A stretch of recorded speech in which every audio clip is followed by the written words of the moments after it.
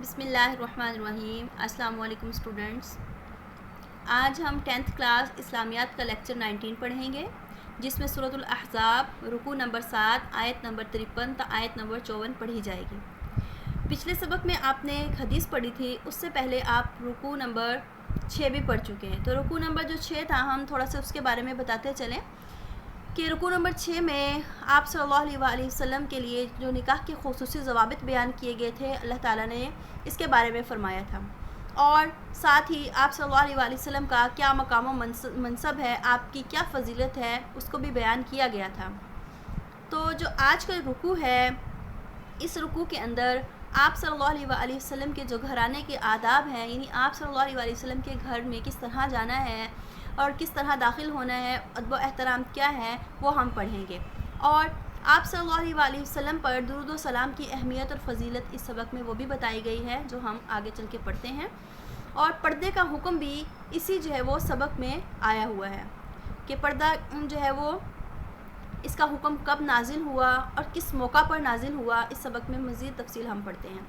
نبی کریم صلی اللہ علیہ وآلہ وسلم کو ایذا دینے والوں پر اللہ کی لعنت ہے، اس کے بارے میں بھی اس سبق میں پڑھا جائے گا۔ تو سب سے پہلے جو ہے وہ الفاظ معنی اس کا کریں گے، پھر ہم اس کا ترجمہ کریں گے، اور ساتھ ہی جو سوالات ہیں اس رکوع میں جو بتائے گئے ہیں ہم وہ بھی کریں گے۔ تو چلیے شروع کرتے ہیں۔ سب سے پہلے ہم الفاظ معنی پڑھتے ہیں۔ الکلمات والتراکیب، الفاظ اور معنی۔ اناہو، اس کھانے کے تیار ہونے کا وقت۔ دعیتم، تمہیں بلایا جائے۔ طعمتم، تم نے کھانا کھا لیا۔ انتشروا، تم منتشر ہو جاؤ۔ مستأنسین، جی لگاتے ہوئے۔ یؤذی، وہ ایذا دیتا ہے۔ یستحیی، وہ شرماتا ہے۔ احتملوا، انہوں نے بوجھ اٹھایا، اپنے سر لیا۔ جی اسٹوڈنٹس، الفاظ معنی کر لینے کے بعد اب ہم ترجمے کی طرف آتے ہیں، اور جو الفاظ معنی آپ کو کروائے گئے ہیں، جب تک وہ آپ یاد نہیں کریں گے آپ ترجمہ اچھی طرح سے نہیں کر سکیں گے۔ تو آپ نے اچھی طرح سے الفاظ معنی یاد کرنے ہیں، پھر ترجمہ کرنا ہے۔ تو ترجمہ دیکھیے، آیت نمبر 53 ہے یہاں پر۔ ترجمہ کرنے سے پہلے میں آپ کو اس آیت کا مفہوم بتا دیتی ہوں۔ اصل میں سورۃ الاحزاب جو ہے، تو اس میں جو تمام واقعات نازل ہونے والے ہیں، جو ہم پڑھ چکے ہیں، جو ہم پڑھ رہے ہیں، تو یہ آپ کو میں شروع میں بتا چکی تھی۔ احزاب جو ہے وہ سن 5 ہجری میں ہوئی تھی۔ غزوہ احزاب، جس کو غزوہ خندق بھی کہا جاتا ہے، تو اس موقع پر یہ صورت نازل ہوئی تھی۔ سن 5 ہجری کے متعلق جو اس واقعات ہیں وہ اس صورت کے اندر بیان کیے گئے ہیں۔ تو سن 5 ہجری میں آپ صلی اللہ علیہ وآلہ وسلم کا نکاح اللہ تعالیٰ نے آپ صلی اللہ علیہ وآلہ وسلم کی پھوپھی زاد بیٹی حضرت زینب بنت جحش سے کروا دیا تھا۔ تو زینب بنت جحش جو تھیں، ان کے جب ولیمہ ہوا تو اس وقت ولیمے کے لیے آپ صلی اللہ علیہ وآلہ وسلم نے لوگوں کو دعوت دی۔ تو کچھ لوگ جو تھے وہ دعوت دیے بنا ہی آ گئے، اور کچھ جو ہے وہ دعوت میں آ کر کھانا ابھی تیار نہیں ہوا تھا، تو پہلے سے ہی آ کر بیٹھے آپس میں جو ہے وہ باتوں میں مشغول تھے۔ تو نبی کریم صلی اللہ علیہ وآلہ وسلم کئی دفعہ آئے، لیکن آپ صلی اللہ علیہ وآلہ وسلم شرما رہے تھے کہ میں لوگوں کو کیا کہوں، کہ مطلب اس طرح کھانا کھانے سے پہلے کچھ آ گئے ہیں، اور کھا چکنے کے بعد بھی کچھ لوگ جو ہے وہ بیٹھے باتوں میں لگے ہوئے تھے۔ تو آپ صلی اللہ علیہ وآلہ وسلم شرما رہے تھے کہ میں ان کو کس طرح جانے کا کہوں۔ اور زینب بنت جحش اگرچہ اس وقت تک پردے کا حکم نازل نہیں ہوا تھا، لیکن حیا والی خاتون تھیں، حیا کی وجہ سے دیوار کی طرف منہ کر کے بیٹھی ہوئی تھیں۔ تو آپ صلی اللہ علیہ وسلم کو بھی یہ بات ناگوار گزر رہی تھی کہ لوگ بیٹھے ہوئے ہیں اور کافی دیر ہو گئی ہے ان کو بیٹھے ہوئے۔ تو اللہ تعالیٰ نے اس موقع پر یہ آیات نازل کر دی۔ یہ آیات نازل ہونے کے بعد پردے کا حکم بھی آ گیا، جو کہ ہم اگلے رکوع میں انشاءاللہ پڑھیں گے۔ تو جب یہ آیات نازل ہوئے، آپ صلی اللہ علیہ وآلہ وسلم نے لوگوں کو پڑھ کر سنا دی، تو اس کے بعد جو ہے وہ نبی کریم صلی اللہ علیہ وآلہ وسلم کے گھر میں آنے کا طریقہ بھی بتا دیا، اور یہ بھی بتا دیا کہ کس طرح سے ان آیات میں بتایا گیا کہ کھانے کا انتظار نہیں کرنا چاہیے۔ جب کھانا پک جائے اور تمہیں دعوت پر بلایا جائے تو اس وقت تم دعوت پر آؤ۔ تو دعوت میں آنے کے آداب بھی بتا دیے اس کے اندر، اور کھانا وغیرہ کھانے کے بعد جو ہے فوراً اپنے گھروں کو چلے جانا چاہیے تاکہ میزبان کو تکلیف نہ ہو۔ تو بہت ساری اس میں آداب بتائے گئے ہیں۔ تو آیت کا ترجمہ دیکھیے۔ یا ایھا الذین آمنوا، اے ایمان والو، لا تدخلوا بیوت النبی، مت داخل ہو نبی کے گھر میں، الا مگر ان یؤذن لکم کہ تمہیں داخل ہونے کی اجازت دی جائے، الی طعام ایسے کھانے کی طرف، غیر ناظرین اناہ کہ جس کا تمہیں پکنے کا بھی انتظار نہ کرنا پڑے، ولیکن اذا دعیتم اور لیکن جب تمہاری دعوت کی جائے، جب تمہیں بلایا جائے، فادخلوا پس تم داخل ہو، فاذا طعمتم اور پس جب تم کھانا کھا چکو، فانتشروا پس تم منتشر ہو جاؤ، ولا مستأنسین لحدیث اور باتوں میں جی لگا کر مت بیٹھے رہو۔ کیوں؟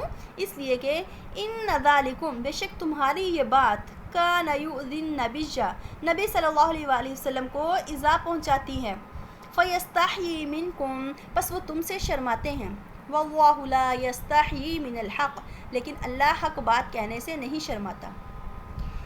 اور اگر یہ جو جملہ ہے اس میں فرمایا کہ آپ صلی اللہ علیہ وسلم کے گھر میں صرف محرم مرد ہی داخل ہوں، کوئی نامحرم داخل مت ہو، لیکن اگر بہت ضروری کوئی بات ہے، کوئی چیز لینی ہے، جیسے کئی دفعہ جو ہے آپ صلی اللہ علیہ وسلم گھر سے کسی کو کچھ لینے بھیج دیتے، تو فرمایا ایسی صورت میں کیا کرنا ہے کہ پردے کے پیچھے سے ہی وہ چیز مانگو، یا کوئی جو بات کرنی ہے کوئی پردے سے کے پیچھے سے ہی کر لو، گھر میں داخل نہیں ہونا۔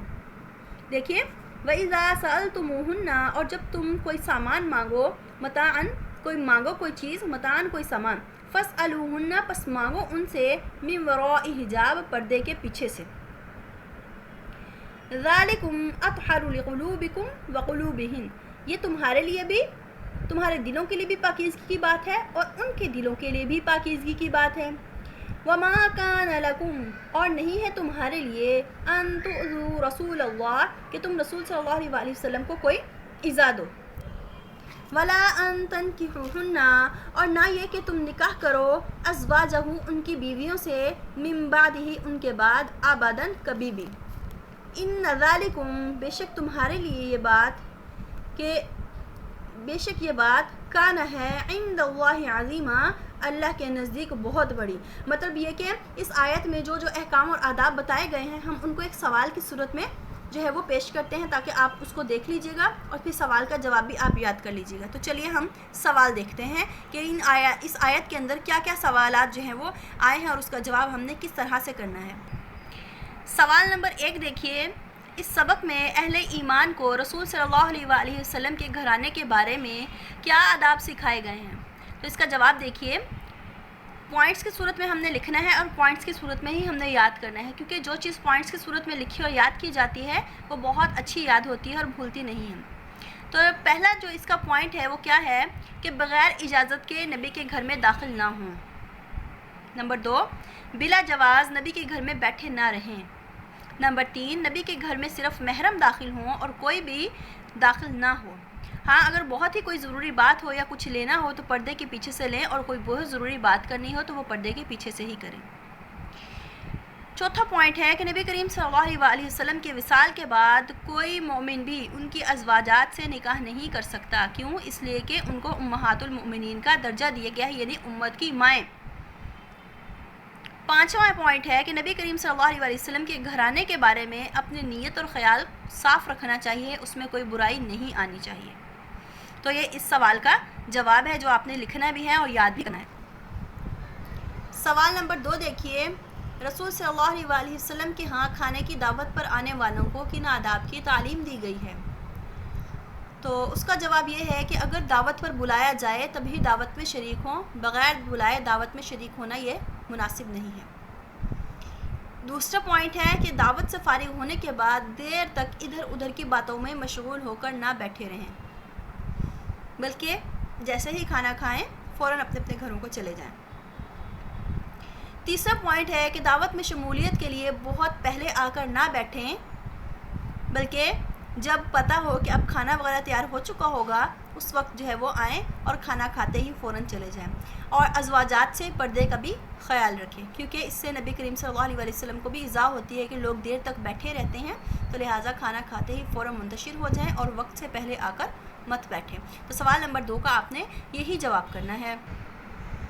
تو دیکھیے کہ ان آیات میں تمام آداب وغیرہ بتا دیے گئے ہیں کہ نبی کریم صلی اللہ علیہ وسلم کی اجازت کے بغیر گھر میں داخل نہیں ہونا، اور اگر بلایا جائے دعوت میں تب دعوت میں جایا جائے اور پہلے سے جا کر نہ بیٹھا جائے تاکہ کھانا وغیرہ ابھی تیار نہ ہوا ہو اور لوگ بیٹھے باتوں میں لگے ہوئے ہوں۔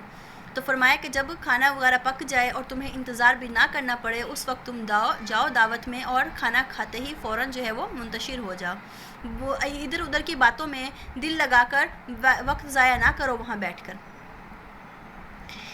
اور اگر تم اس طرح سے کرو گے تو نبی کریم صلی اللہ علیہ وسلم کو تم تکلیف پہنچاؤ گے۔ تو نبی کریم صلی اللہ علیہ وسلم کو ایذا دینا یہ اچھی بات نہیں ہے۔ آپ صلی اللہ علیہ وسلم سے تم سے شرماتے ہیں کہ تمہیں کس طرح سے کہیں، لیکن اللہ اس بات سے نہیں شرماتا۔ تو اللہ تعالیٰ نے قرآن پاک میں صاف صاف واضح بتا دیا۔ تو یہ جو آیت ہے یہ صرف آپ صلی اللہ علیہ وسلم کے ساتھ مخصوص نہ تھی کہ آپ کے گھرانے کے بارے میں ہی تعلیم دی گئی، بلکہ عام انسانوں کے لیے بھی اس میں یہی حکم ہے کہ اگر کسی کے گھر جانا ہے تو سب سے پہلی بات یہ ہے کہ اجازت لے کر جائیں۔ دوسری بات یہ کہ دعوت میں بلایا جائے تو بغیر بلائے دعوت میں نہ جائیں، جس طرح اکثر شادیوں میں ہوتا ہے بلائے ایک بندے کو ہوتا ہے اور دوست بھی رہیں، احباب بھی، سارے رشتہ دار جو بھی ہیں وہ سارے ہی چل پڑتے ہیں۔ تو اس طرح نہ کریں، کیونکہ اس طرح گھر والے کو بھی جو ہے وہ تکلیف کا سامنا کرنا پڑتا ہے کہ اس نے اگر دعوت کی ہے تو کھانا کا انتظام جو ہے وہ اس نے انہی لوگوں کے لیے کیا ہوگا جن کو اس نے بلایا ہے، دعوت دی ہے۔ لیکن اگر بن بلائے مہمان بن کے چلے جائیں گے تو گھر والے کو مشقت ہوگی کہ جتنا اس نے کھانا بنایا ہے وہ تھوڑا پڑ جائے گا، تو اس طرح نہیں کرنا چاہیے۔